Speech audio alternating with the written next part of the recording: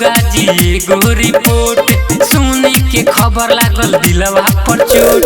नागिन जैसन बाड़ी बाटे गलिया उनकर गोर, नागिन जैसन बाड़ी बाटे गलिया उनकर गोर।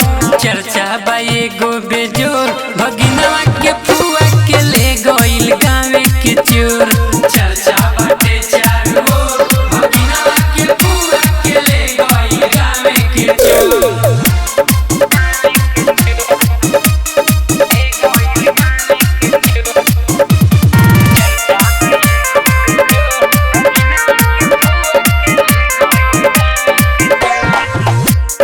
के उठलाली बाली रहत रहली घर में, लागत चढ़ गइली केहू के नजर में।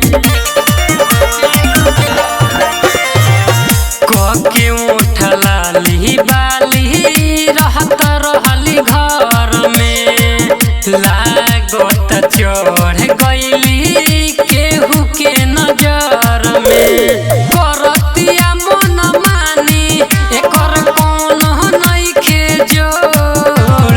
चर्चा बा एगो बेजोड़ भगिनवा के फुआ के ले गइल गाँव के चोर। चर्चा बाटे चारों ओर भगिनवा के फुआ के ले गइल गाँव के चोर।